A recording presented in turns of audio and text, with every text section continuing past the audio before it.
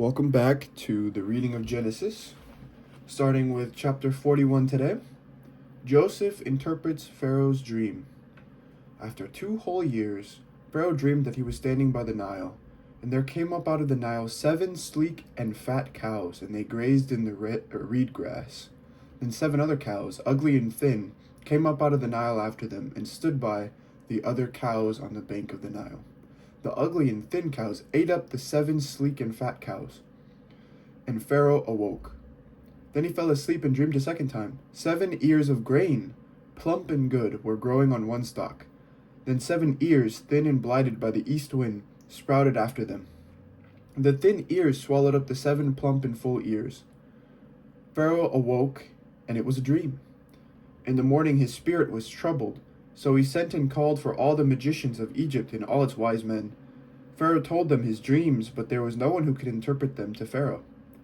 Then the chief cupbearer said to Pharaoh, "I remember my faults today. Once Pharaoh was angry with his servants, and put me and the chief baker in custody in the house of the captain of the guard. We dreamed on the same night, he and I, each having a dream with its own meaning. A young Hebrew was there with us, a servant of the captain of the guard. When we told him, he interpreted our dreams to us, giving an interpretation to each according to his dream. As he interpreted to us, so it turned out I was restored to my office, and the baker was hanged. Then Pharaoh sent out for Joseph, and he was hurriedly brought out of the dungeon. When he had shaved himself and changed his clothes, he came in before Pharaoh, and Pharaoh said to Joseph, "I have had a dream, and there is no one who can interpret it.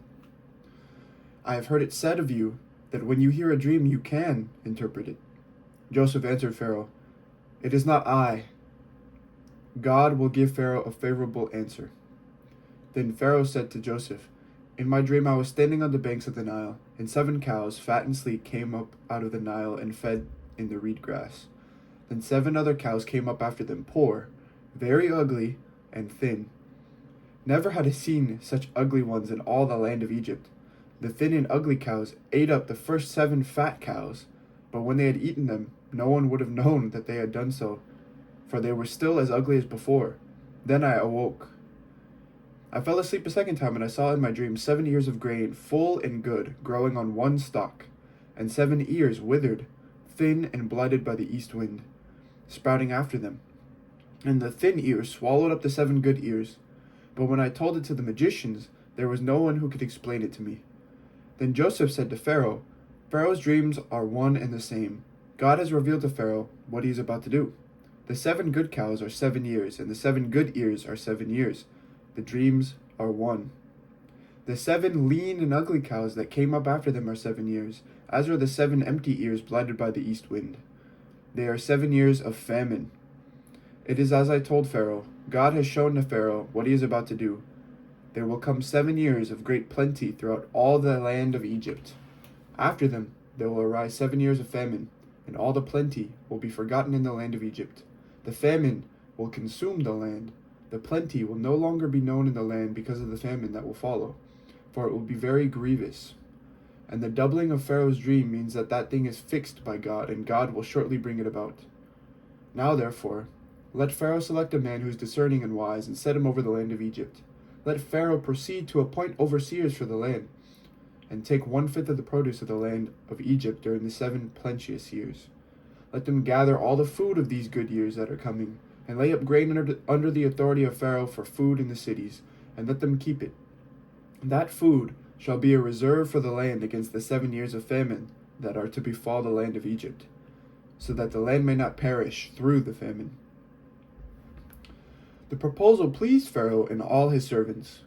Pharaoh said to his servants, "Can we find anyone else like this, one in whom is the Spirit of God?" So Pharaoh said to Joseph, "Since God has shown you all of this, there is no one so discerning and as wise as you. You shall be over my house, and all my people shall order themselves as you command. Only with regard to the throne will I be greater than you." And Pharaoh said to Joseph, "See, I have set you over all the land of Egypt." Removing his signet ring from his hand, Pharaoh put it in Joseph's hand. He arrayed him in garments of fine linen, and put a gold chain around his neck. He had him ride in the chariot of his second in command, and they cried out in front of him, "Bow the knee!" Thus he set him over all the land of Egypt. Moreover, Pharaoh said to Joseph, "I am Pharaoh, and without your consent, no one shall lift up hand or foot in all the land of Egypt." Pharaoh gave Joseph the name Zaphnath-Paneah, and he gave them Asenath, daughter of Potiphera, priest of On, as his wife. Thus Joseph gained authority over the land of Egypt. Joseph was 30 years old when he entered the service of Pharaoh, king of Egypt. And Joseph went out from the presence of Pharaoh and went through all the land of Egypt. During the 7 plenteous years, the earth produced abundantly. He gathered up all the food of the 7 years when there was plenty in the land of Egypt, and stored up food in the cities. He stored up in every city the food from the fields around it. So Joseph stored up grain in such abundance, like the sand of the sea, that he stopped measuring it. It was beyond measure. Before the years of famine came, Joseph had 2 sons, whom Asenath, daughter of Potiphera, priest of On, bore to him. Joseph named the firstborn Manasseh, for he said, "God has made me forget all my hardship in all my father's house." The second he named Ephraim, for God has made me fruitful in the land of my misfortunes. The 7 years of plenty that prevailed in the land of Egypt came to an end, and the 7 years of famine began to come, just as Joseph had said. There was famine in every country, but throughout the land of Egypt there was bread. When all the land of Egypt was famished, the people cried to Pharaoh for bread. Pharaoh said to all the Egyptians, "Go to Joseph. What he says to you, do." And since the famine had spread over all the land, Joseph opened all the storehouses and sold to the Egyptians, for the famine was severe in the land of Egypt. Moreover, all the world came to Joseph in Egypt to buy grain, because the famine became severe throughout the world. When Jacob learned that there was grain in Egypt, he said to his sons, "Why do you keep looking at one another? I have heard," he said, "that there is grain in Egypt. Go down and buy grain for us there, that we may live and not die." So 10 of Joseph's brothers went down to buy grain in Egypt, but Jacob did not send Joseph's brother Benjamin with his brothers, for he feared that harm might come to him. Thus the sons of Israel were among the other people who came to buy grain, for the famine had reached the land of Canaan. Now Joseph was governor over the land. It was he who sold to all the people of the land, and Joseph's brothers came and bowed themselves before him with their faces to the ground. When Joseph saw his brothers, he recognized them, but he treated them like strangers and spoke harshly to them. "Where do you come from?" he said. They said, "From the land of Canaan, to buy food." Although Joseph had recognized his brothers, they did not recognize him. Joseph also remembered the dreams that he had dreamed about them. He said to them, "You are spies. You have come to see the nakedness of the land." They said to him, "No, my lord. Your servants have come to buy food. We are all sons of one man. We are honest men. Your servants have never been spies." But he said to them, "No, you have come to see the nakedness of the land." They said, "We, your servants, are 12 brothers, the sons of a certain man in the land of Canaan. The youngest, however, is now with our father, and one is no more." But Joseph said to them, "It is just as I have said to you. You are spies. Here is how you shall be tested. As Pharaoh lives, you shall not leave this place unless the youngest brother comes here. Let one of you go and bring your brother, while the rest of you remain in prison, in order that your words may be tested, whether there is truth in you, or else as Pharaoh lives, surely you are spies." And he put them all together in prison for 3 days. On the 3rd day Joseph said to them, "Do this and you will live, for I fear God. If you are honest men, let one of your brothers stay here where you are imprisoned. The rest of you shall go and carry grain for the famine of your household, and bring your youngest brother to me. Thus your words will be verified, and you shall not die." And they agreed to do so. They said to one another, "Alas, we are paying the penalty for what we did to our brother. We saw his anguish when he pleaded with us, but we would not listen. This is why this anguish has come upon us." Then Reuben answered them, "Did I not tell you not to wrong the boy? But you would not listen. So now there comes a reckoning for his blood." They did not know that Joseph understood them, since he spoke with them through an interpreter. He turned away from them and wept. Then he returned and spoke to them, and he picked out Simeon and had him bound before their eyes. Joseph then gave orders to fill their bags with grain, to return every man's money to his sack, and to give them provisions for their journey. This was done for them. They loaded their donkeys with their grain and departed. One of them opened his sack to give his donkey fodder at the lodging place. He saw his money at the top of the sack. He said to his brothers, "My money has been put back. Here it is in my sack." At this they lost heart and turned trembling to one another, saying, "What is this that God has done to us?" When they came to their father Jacob in the land of Canaan, they told him all that had happened to them, saying, "The Lord of the land, spoke harshly to us and charged us with spying on the land. But we said to him, 'We are honest men, we are not spies. We are 12 brothers, sons of our father. One is no more, and the youngest is now with our father in the land of Canaan.' Then the Lord of the land, said to us, 'By this I shall know that you are honest men. Leave one of your brothers with me. Take grain for the famine of your households, and go your way. Bring your youngest brother to me, and I shall know that you are not spies, but honest men.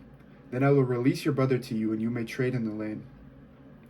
As they were entering their sacks, there in each one's sack was his bag of money. When they and their father saw their bundles of money, they were dismayed, and their father Jacob said to them, I am the one you have bereaved of children. Joseph is no more, and Simeon is no more, and now you would take Benjamin? All this has happened to me." Then Reuben said to his father, "You may kill my 2 sons, if I do not bring him back to you. Put him in my hands, and I will bring him back to you." But he said, "My son shall not go down with you, for his brother is dead, and he alone is left. If harm should come to him on the journey that you are to make, you would bring down my gray hairs with sorrow to Sheol."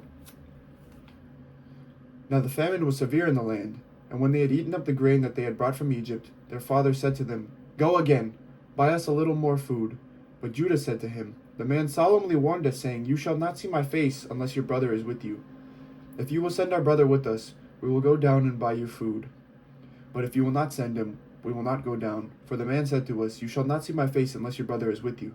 Israel said, "Why did you treat me so badly as to tell the man that you had another brother?" They replied, "The man questioned us carefully about ourselves and our kindred, saying, 'Is your father still alive? Have you another brother?'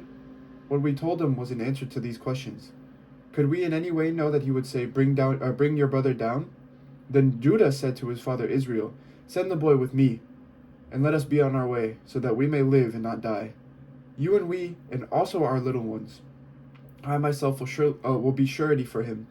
You can bring him back to you and set him before you. Then let me bear the blame forever. If we had not delayed, we would now have returned twice." Then their father Israel said to them, "If it must be so, then do this. Take some of the choice fruits of the land in your bags and carry them down as a present to the man, a little balm and a little honey, gum, resin, pistachio nuts, and almonds. Take double the money with you. Carry back with you the money that was returned in the top of your sacks. Perhaps it was an oversight. Take your brother also, and be on your way again to the man. May God Almighty grant you mercy before the man, so that he may send you back your older brother and Benjamin. As for me, if I am bereaved of my children, I am bereaved." So the men took the present, and they took double the money with them, as well as Benjamin. Then they went on their way down to Egypt and stood before Joseph. When Joseph saw Benjamin with them, he said to the steward of his house, "Bring the men into the house, and slaughter an animal, and make ready, for the men are to dine with me at noon." The man did as Joseph said, and brought the men to Joseph's house. Now the men were afraid because they were brought to Joseph's house, and they said, "It is because of the money replaced in our sacks the first time that we have been brought in, so that he may have an opportunity to fall upon us, to make slaves of us and take our donkeys." So they went up to the steward of Joseph's house and spoke with him at the entrance to the house. They said, "O my lord, we came down the first time to buy food, and when we came to the lodging place we opened our sacks, and there was each one's money in the top of his sack, our money in full weight. So we have brought it back with us. Moreover, we have brought down with us additional money to buy food. We do not know who put our money in our sacks." He replied, "Rest assured, do not be afraid. Your God and the God of your father must have put treasure in your sacks for you. I received your money." Then he brought Simeon out to them. When the steward had brought the men into Joseph's house and given them water, and they had washed their feet, and when he had given their donkeys fodder, they made the present ready for Joseph's coming at noon, for they had heard that they would dine there. When Joseph came home, they brought him the present that they had carried into the house and bowed to the ground before him. He inquired about their welfare and said, "Is your father well, the old man of whom you spoke? Is he still alive?" They said, "Your servant, our father, is well. He is still alive." And they bowed their heads and did obeisance. Then he looked up and saw his brother Benjamin, his mother's son, and said, "Is this your youngest brother of whom you spoke to me? God be gracious to you, my son." With that Joseph hurried out, because he was overcome with affection for his brother, and he was about to weep. So he went into a private room and wept there. Then he washed his face and came out, and controlling himself, he said, "Serve the meal." They served him by himself, and them by themselves, and the Egyptians who ate with them by themselves, because the Egyptians could not eat with Hebrews, for that was an abomination to the Egyptians. When they were seated before him, the firstborn according to his birthright, and the youngest according to his youth, the men looked at one another in amazement. Portions were taken to them from Joseph's table, but Benjamin's portion was 5 times as much as any of theirs. So they drank and were merry with him. Then he commanded the steward of the house, "Fill the men's sacks with food, as much as they can carry, and put each man's money in the top of his sack. Put my cup, the silver cup, in the top of the sack of the youngest, with his money for the grain." And he did as Joseph told him. As soon as the morning was light, the men were sent away with their donkeys. When they had gone only a short distance from the city, Joseph said to his steward, "Go, follow after the men, and when you overtake them, say to them, 'Why have you returned evil for good? Why have you stolen my silver cup? Is it not from this that my Lord drinks? Does he not indeed use it for divination? You have done wrong in doing this." When he overtook them, he repeated these words to them. They said to him, "Why does my Lord speak such words as these? Far be it from your servants that they should do such a thing. Look, the money that we found at the top of our sacks we brought back to you from the land of Canaan. Why then would we steal silver or gold from your Lord's house? Should it be found with any one of your servants, let him die. Moreover, the rest of us will become my Lord's slaves." He said, "Even so, in accordance with your words, let it be. He with whom it is found shall become my slave. But for the rest of you, you shall go free." Then each one quickly lowered his sack to the ground, and each opened his sack. He searched, beginning with the eldest and ending with the youngest, and the cup was found in Benjamin's sack. At this they tore their clothes. Then each one loaded his donkey, and they returned to the city. Judah and his brothers came to Joseph's house while he was still there, and they fell to the ground before him. Joseph said to them, "What deed is this that you have done? Do you not know that one such as I practiced divination?" And Judah said, "What can we say to my lord? What can we speak? How can we clear ourselves? God has found out the guilt of your servants. Here we are then, my lord's slaves, both we and also the one who is in possession, whose possession the cup has been found." But he said, "Far be it from me that I should do so. Only the one in whose possession the cup was found shall be my slave. But as for you, go up in peace to your father." Then Judah stepped up to him and said, "O my lord, let your servant please speak a word in my lord's ears, and do not be angry with your servant. For you are like Pharaoh himself." My lord asked his servants, saying, "Have you a father or a brother?" And we said to my lord, "We have a father, an old man, and a younger brother, the child of his old age. His brother is dead. He alone is left of his mother's children, and his father loves him."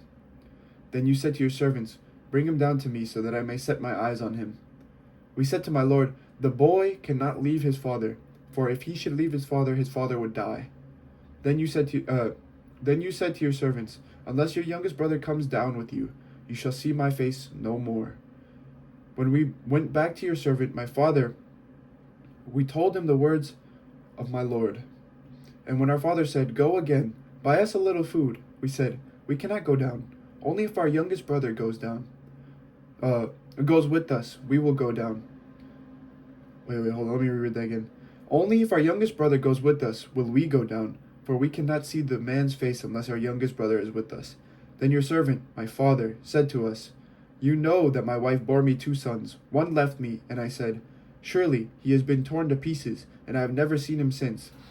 If you take this one also, if you take this one also from me, and harm comes to him, you will bring down my gray hairs in sorrow to Sheol. Now therefore, when I come to your servant my father, and the boy is not with us, then as his life is bound up in the boy's life, when he sees that the boy is not with us, he will die, and your servants will bring down the gray hairs of your servant our father with sorrow to Sheol.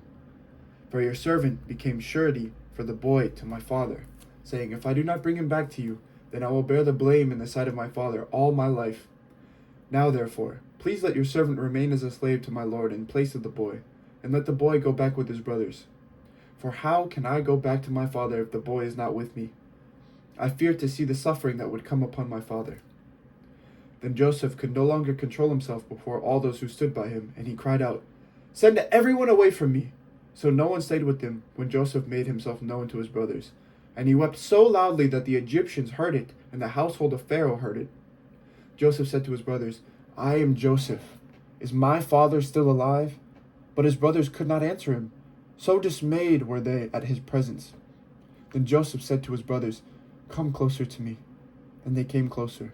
He said, "I am your brother Joseph, whom you sold into Egypt. And now do not be distressed or angry with yourselves because you sold me here. For God sent me before you to preserve life. For the famine has been in these lands for 2 years, and there are 5 more years in which there will be neither plowing nor harvest.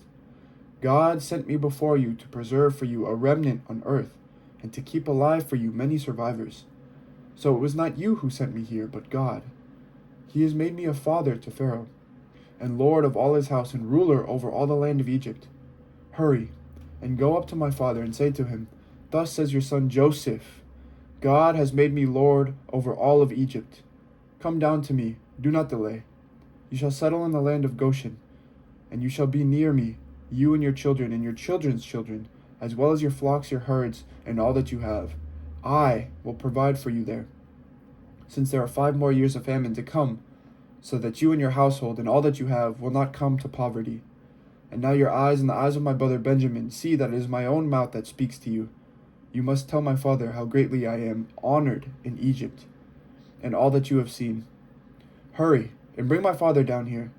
Then he fell upon his brother Benjamin's neck and wept, while Benjamin wept upon his neck, and he kissed all his brothers and wept upon them. And after that his brothers talked with him. When the report was heard in Pharaoh's house, "Joseph's brothers have come," Pharaoh and his servants were pleased. Pharaoh said to Joseph, "Say to your brothers, 'Do this, load your animals and go back to the land of Canaan. Take your father and your households and come to me so that I may give you the best of the land of Egypt, and you may enjoy the fat of the land.' You are further charged to say, 'Do this, take wagons from the land of Egypt for your little ones and for your wives, and bring your father and come. Give no thought to your possessions, for the best of all the land of Egypt is yours.'" The sons of Israel did so. Joseph gave them wagons according to the instruction of Pharaoh, and he gave them provisions for the journey. To each one of them he gave a set of garments, but to Benjamin he gave 300 pieces of silver and 5 sets of garments. To his father he sent the following: 10 donkeys loaded with the good things of Egypt, and 10 female donkeys loaded with grain, bread, and provision for his father on the journey. Then he sent his brothers on their way. As they were leaving, he said to them, "Do not quarrel along the way." So they went up out of Egypt and came to their father Jacob in the land of Canaan. And they told him, "Joseph is still alive. He is even ruler over all the land of Egypt." He was stunned. He could not believe them. But when they told him all the words of Joseph that he had said to them, and when he saw the wagons that Joseph had sent to carry him, the spirit of their father Jacob revived. Israel said, "Enough! My son Joseph is still alive. I must go and see him before I die." This is the word of the Lord. Thanks be to God. And happy Easter, everyone. God bless.